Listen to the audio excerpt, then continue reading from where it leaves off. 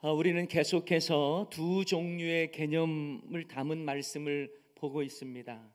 두 종류의 풍랑, 그리고 두 종류의 마음, 두 종류의 언어, 두 종류의 지혜, 그리고 지난 시간에는 두 종류의 세월에 대해 말씀을 나누었습니다. 오늘은 두 종류의 탕자에 대한 말씀을 나누고 싶습니다. 오늘 본문 말씀은 어느 정도 신앙생활을 하신 분이라면 다들 들어봤을 집 나간 탕자에 대한 이야기의 연장선에 있습니다. 그런데 우리가 생각하는 탕자는요, 집 나간 탕자에 대해서만 생각을 많이 하죠. 아버지의 품을 떠난 둘째 아들, 그리고 집 나간 아들을 기다리시고 사랑으로 맞이하는 아버지의 스토리를 들으면서 우리는 하늘 아버지의 마음을 깨닫지 않습니까? 하지만 저는 평상시 잘 다루지 않는 큰 아들에 대한 내용을 좀 더 집중해서 살펴보고자 합니다. 그래서 두 종류의 탕자입니다. 다시 말하면 집 나간 탕자, 반대로 집 안에 있는 탕자에 대해서 살펴보려고 합니다. 돌아가셨습니다만 이 팀 켈러 목사님이 아주 유명한 목사님이 계세요. 이 팀 켈러 목사님이 탕부의 하나님이라고 하는 제목의 책을 쓰셨는데요. 그 책에 보면 이런 내용이 있습니다. 맏아들도 둘째 못지않게 잃어버린 존재다. 그러면서 이 두 아들을 위해 사랑을 탕진하신 하나님 아버지라고 하는 개념으로 탕부의 하나님, 이런 표현을 씁니다. 집 나간 아들은 재산을 다 그냥 탕진해 버렸잖아요. 네. 그런데 하나님은 다 사랑을 다 쏟으셨다라는 내용의 탕부의 하나님 표현을 했습니다. 자, 오늘 본문은 시간 관계상 25절부터 보았습니다만 누가복음 15장 전체의 특징이 있습니다. 그것은 바로 잃어버린 후에 찾은 것에 대한 비유거든요. 그 첫 번째가 양 100마리 중에 한 마리 양을 잃었다가 찾는 일. 두 번째는요, 10 드라크마 중 한 드라크마를 잃었다가 찾은 사건. 마지막 비유는 두 아들 중 한 아들이 집에 나갔지만 돌아와서 다시 얻은 내용입니다. 그런데 왜 예수님은 잃어버렸다가 다시 찾은 비유를 이렇게 세 가지 비유로 강조하시면서 반복적으로 설명하실까요? 여러분, 무엇보다 이 비유를 하신 그 상황을 여러분이 좀 아셔야 돼요. 왜 예수님께서 이 비유를 세 가지 다양한 비유를 통해서 잃어버린 자를 찾는 비유를 강조하셨을까? 여러분, 이 비유를 드신 배경을 우리가 좀 알 필요가 있습니다. 자, 이걸 알기 위해서는 누가복음 15장 1절 2절 말씀을 우리가 주목해서 좀 볼 필요가 있어요. 누가복음 15장 1절 2절 말씀이 그 배경입니다. 자, 모든 세리와 죄인들이 말씀을 들으러 가까이 나오니, 예수님께 가까이 나왔다는 거예요. 누가 가까이 나왔다고요? 세리와 죄인들이. 그런데 그 모습을 보면서요, 바리새인과 서기관들이 어떻게 했어요? 수군거려 이르되, 이 사람이, 예수님을 말합니다. 예수님이 죄인을 영접하고 음식을 같이 먹는다, 이런 수군거림을 했다라는 거예요. 예수님께서 그리고 그들의 수군거림을 아시고 바로 이어서 3절에 이렇게 말씀하십니다. 누가복음 15장 3절, 예수께서 그들에게 이 비유로 이르시되. 그럼 그들이 누굴까요? 그들은요, 앞에서 수군거렸던 바리새인과 서기관들을 중심으로 한 무리들을 말하는 것입니다. 자, 그렇다면 세리나 죄인들, 예수님의 말씀을 들으러 왔는데 예수님은 그들과 함께 말씀을 나누시고 또 음식도 나누셨어요. 그 모습을 보고 수군거리던 바리새인과 서기관들을 염두에 두고 비유하신 내용이 바로 오늘 본문의 내용이에요. 자, 이 배경을 바탕으로 탕자 이야기도 이해를 해야 합니다. 자, 그렇다면 아버지를 떠났다가 다시 돌아온 둘째 아들은요, 주님께 돌아와서 말씀을 듣고 있는 세리들과 죄인들과 같은 자들을 상징하는 거예요. 반면에 그 모습을 수군거리고 좋지 않게 보는 바리새인과 서기관들은요, 바로 집 안에 있는, 전 탕자라고 이야기를 합니다만 첫째 아들에 대한 비유라고 말할 수 있는 겁니다. 자, 그렇다면 먼저 집 밖으로 나간 둘째 아들 탕자를 좀 살펴볼 필요가 있습니다. 그는 자신의 아버지에게, 아버지가 살아계심에도 불구하고 자신에게 돌아올 분깃을 달라고 요청을 합니다. 아버지가 멀쩡히 살아계신데 자신에게 재산 상속을 미리 해달라는 거예요. 그런데 여러분, 이건 있을 수가 없는 일입니다. 당시 유대 전통에 의하면 아버지가 생전에 계신데 재산을 상속받는 일은 존재하지 않습니다. 돌에 맞아 죽을 수도 있는 일이에요. 그런데 놀라운 것은 아버지는 이 불효자식의 무례한 요구에도 그대로 들어주시더라는 겁니다.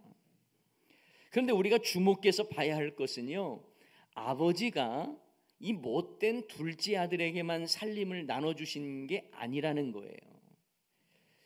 자, 첫째 아들에게도 살림을 나눠줬다라는 것입니다. 12절 말씀을 보면 이렇게 나와 있습니다. 12절 말씀. 자, 그 둘째가 아버지에게 말하되, 아버지여, 재산 중에서 내게 돌아올 분깃을 내게 주소서 하는지라. 아버지가 그 살림을 어떻게 나눠줬어요? 각각 나눠 주었어요. 각각 나눠줬다는 거예요. 그러니까 둘째 아들에게도 나눠줬고 큰 아들 맏아들에게도 나눠줬다라는 것입니다. 다른 말로 표현을 해보면 둘째 아들의 이 건방지고 무례한 요구 덕에 큰 아들도 아버지의 것을 분배를 받은 거예요. 그러니 이 맏아들은요, 손도 대지 않고 코를 푼 셈입니다. 비난은 둘째 아들이 다 받는데 첫째 아들도 동생 덕분에 미리 아버지의 재산을 분배받은 셈이에요. 여러분, 당시 율법에 의하면 장자는요, 다른 아들이 받는 것의 2배를 받습니다. 그 율법의 기준에 따르면 큰아들은 아버지 재산의 3분의 2를 받았을 것이고 둘째 아들은 3분의 2를 받았을 것입니다. 그런데 아버지 기업의 3분의 2를 챙겨서 먼 타국으로 떠나버린 둘째 아들, 이 망나니와 같은 탕자는 말 그대로 방탕한 생활을 하면서 모든 재산을 다 잃어버렸어요. 나중에는 먹을 것조차 얻지 못하는 상황이 되어버리지 않았습니까? 결국 이 둘째 아들, 집 나간 탕자는 아버지의 집을 생각하며 다시 돌아가기로 결단합니다. 그리고 집안의 품꾼이나 몸종으로라도 괜찮으니까 나를 써달라고 염치 무릅쓰고 돌아간 거예요. 그런데 여러분, 더 놀라운 것은 이런 못된 아들 녀석이 뭐가 좋다고 멀리서 아버지가 기다리고 계시더라는 거예요. 멀리서 이 아들을 보고 달려가 목을 안고 입을 맞추더라는 것입니다. 그리고 잔치를 벌입니다. 제일 좋은 옷 가져와라. 제일 좋은 옷을 입힙니다. 손에 가락지를 끼워줘라. 발에 신을 신겨라. 그리고 살진 송아지를 잡아서 큰 잔치를 벌이는 거예요. 바로 그때 맏아들이 집에 들어옵니다. 밭에 있다가 집에 돌아와 보니 집에서 풍악 소리가 나요. 춤추는 소리가 들립니다. 그러자 맏아들은 종을 불러다가 무슨 일이냐고 물어요.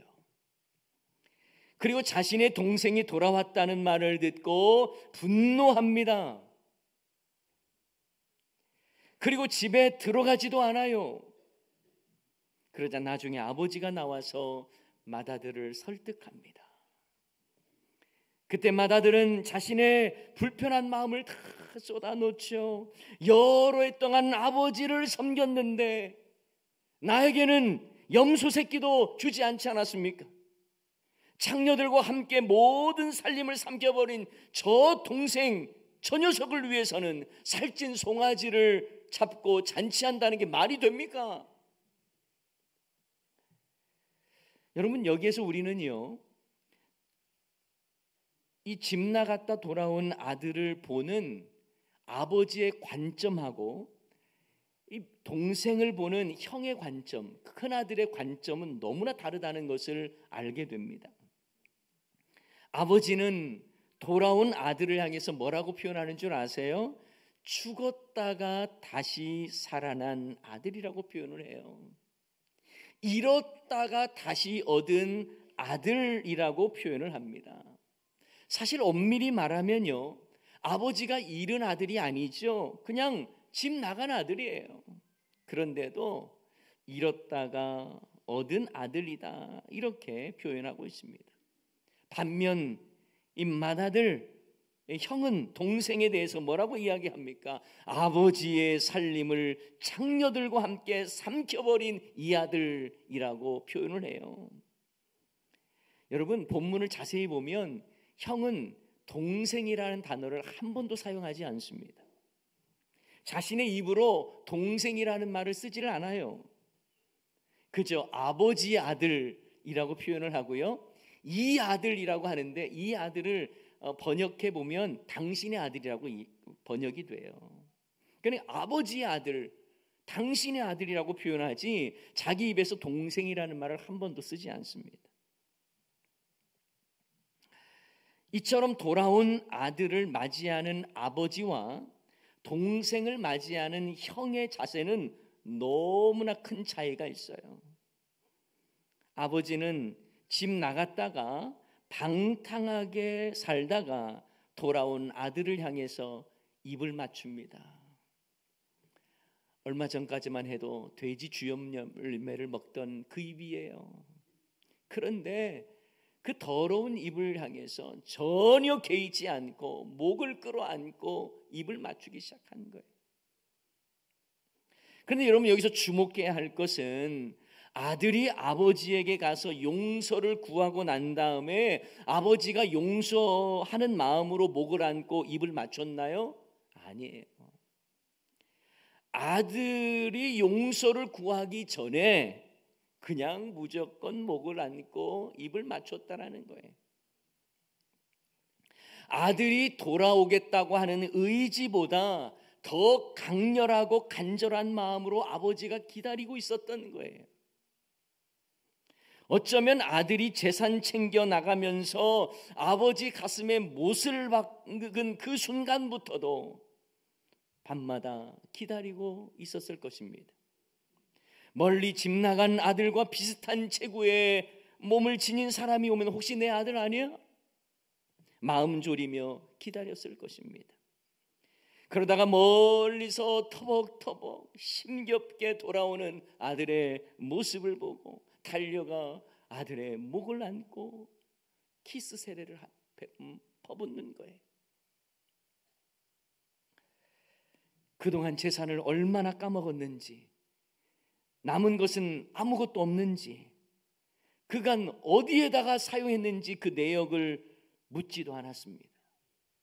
집 나간 아들이 아버지를 향해 용서해달라는 이 참회의 고백을 듣기도 전에 그저 달려가서 입을 맞추고 나는 자격도 안 됩니다, 아들 자격도 없어요 하는 아들에게 가장 좋은 옷과 손에 가락지를 끼우고 발에 신을 신깁니다. 너 옛날에 입고 갔던 그 멋진 옷 어디 갔어? 어디다 두고 지금 이 거짓골로 온 거야? 묻지도 않습니다. 내 놈의 손으로 무슨 일을 했는지 묻지도 않고 손가락에 가락지를 끼워줘요. 내 놈의 발로 어디를 싸돌아다닌 거야? 라고 묻지 않고 발에는 새신을 신겨줘요. 이것이 바로 하늘 아버지의 모습입니다. 못된 아들조차 사랑으로 품는 아버지의 모습. 우리도 탕자같이 주님의 마음을 늘 아프게도 하고 주님의 뜻을 떠나 멀리 떠나가는 그런 삶을 살기도 하지요. 하지만 주님의 마음에 우리가 못을 박는 듯한 이 불효를 저지르고 하나님 아버지라고 부르지만 자녀답지 않은 모습으로 살아가는 우리들이겠지만, 그럼에도 하늘 아버지는 우리를 기다리고 있고 우리를 돌아오라고 말씀하시고 돌아오려고 하는 그 의지보다 더 강렬한 기다림으로 맞이하고 안아주시는 줄을 믿습니다. 이사야서 55장 7절 말씀 우리 다 같이 한번 읽어볼까요? 악인은 그의 길을, 불의한 자는 그의 생각을 버리고 여호와께로 돌아오라. 그리하면 그가 긍휼히 여기시리라. 우리 하나님께로 돌아오라. 그가 너그럽게 용서하시리라. 아멘. 집 나간 자여, 아버지의 품을 떠난 자여, 돌아오라는 거예요. 그런데 여러분, 이 맏아들의 모습을 보십시오. 그는 둘째를 무조건 받아준 아버지를 원망하고 있는 것입니다. 자신은 아버지 곁에서 늘 충성을 했는데 아버지는 나에게 아무것도 해준 것이 없다고 서운함을 표현한 거예요. 왜 해준 게 없어요? 이미 다 3분의 1을 다 본인이 다 소유하고 있는데요. 재산 축내고 허랑방탕하게 지내다 돌아온 동생을 향해서 왜 저 망나니 같은 녀석을 이렇게 잘 대우해 주냐고, 왜 아버지는 그 아들을 그렇게 맞이하면서 잔치까지 벌이냐고 원망하는 거예요. 자신의 불만과 서운함을 아버지께 다 쏟아놓습니다. 물론 어떻게 보면 큰아들의 이 행동이 이해될 수도 있어요. 사고친 둘째 아들에 비해서 늘 곁에 있던 큰아들이 그간 별로 대우를 받지 못했다고 생각할 수도 있을 겁니다. 그러니 맏아들의 섭섭함은 당연하다라고 생각될 수도 있어요. 그러나 오늘 본문을 자세히 보면 큰 아들의 주장은 순수하지가 않습니다. 앞에서 말씀드렸듯이 이미 큰 아들은 자신의 재산을 이미 분배받았어요. 폐륜 행각은 동생이 했고 자신은 그 혜택을 본 거예요. 그러니 그의 분노는 순수하지 않습니다. 게다가 만신창이가 된 동생이 그래도 생명을 잃지 않고 돌아온 것에 대한 감사가 전혀 없어요. 그저 재산 축내고 돌아온 녀석, 그게 너무 싫었던 것입니다.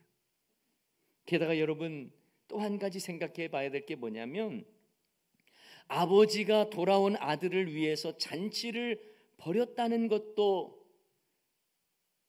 내가 받아야 할 재산을 쓴 거 개념이 되는 거예요. 어쩌면 큰아들의 입장에서 보면요, 아버지가 살아계시는 한 재산 축낸 동생에게 또다시 재산을 나눠줄 수도 있을 것 같다는 불안감이 있었을 수도 있을 겁니다. 분배는 받았지만 그 모든 분배의 역할은 아버지에 달렸기 때문에 아버지가 또 조정할 수도 있는 거거든요.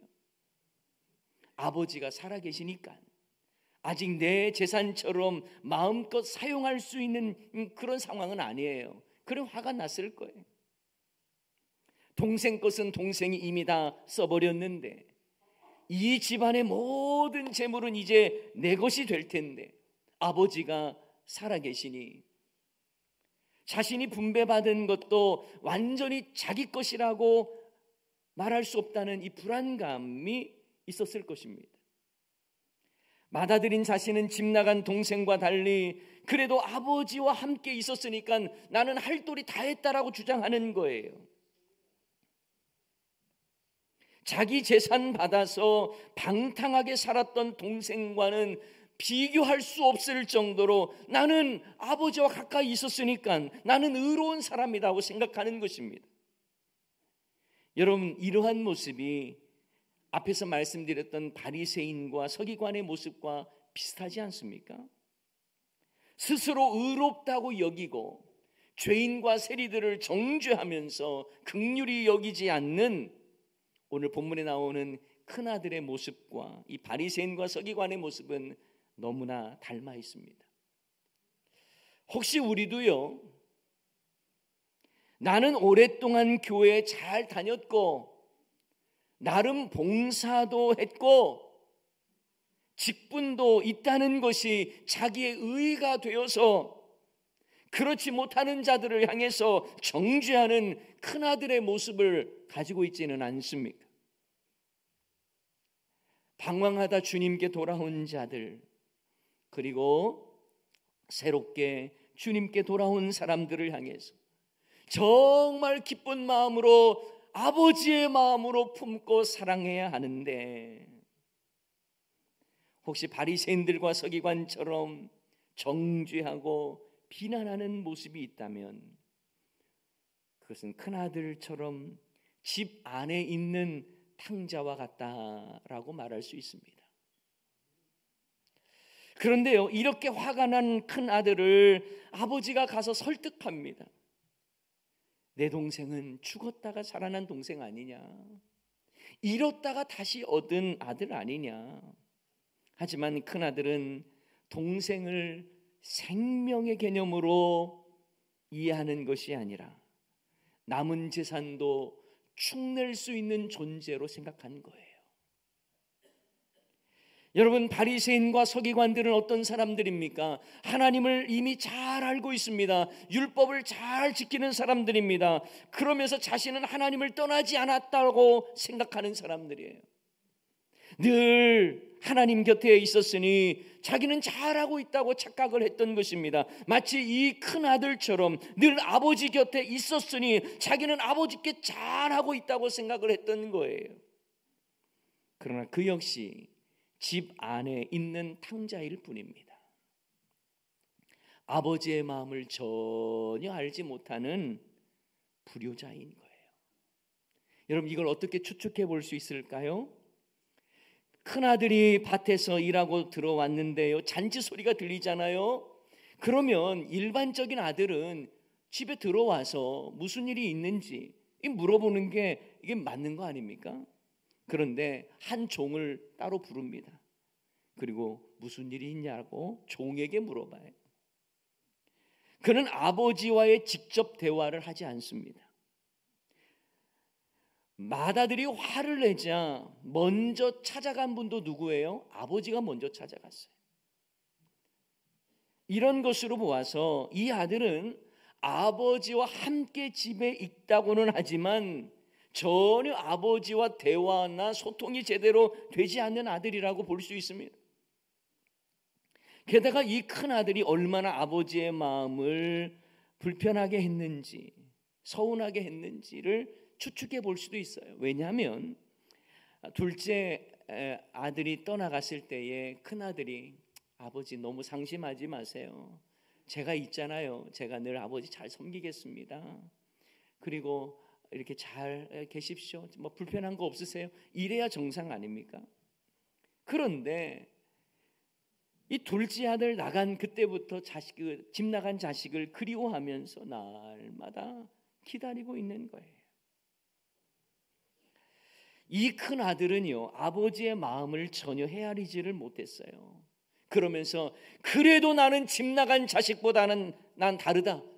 나는 늘 아버지와 한 집에 있었다라는 그것 가지고 자기의 의의를 드러내는 삶을 산 것입니다. 나는 집을 나가지 않았다는 것, 그것 하나 의시되면서 그렇지 못한 동생을 미워하고 정죄하는 거죠.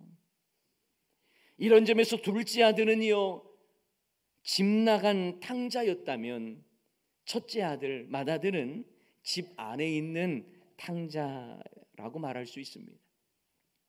집 안에 있는 탕자는 아버지의 마음을 전혀 알지 못했고 자기 의에 취해 있었고 남을 정죄하던 인물이었어요.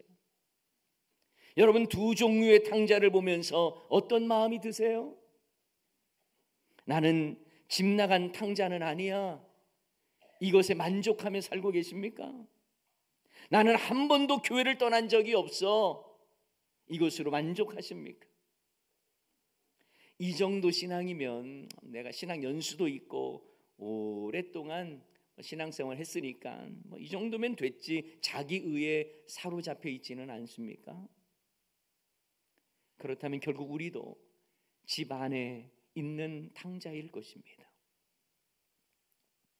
하나님을 뜨겁게 찾지도 하나님의 마음을 뜨겁게 알고자 하는 열정도 헌신도 하지 않았다면, 하나님께 소망을 두며 내가 주님의 뜻대로 살겠다라고 결단하며 헌신하지 않았다면, 기도 생활에도 내가 한번 목숨 걸고 주님의 뜻을 구하는 기도를 해보지 않았다면, 경건의 모양은 있지만 경건의 능력이 없는 우리의 모습이라면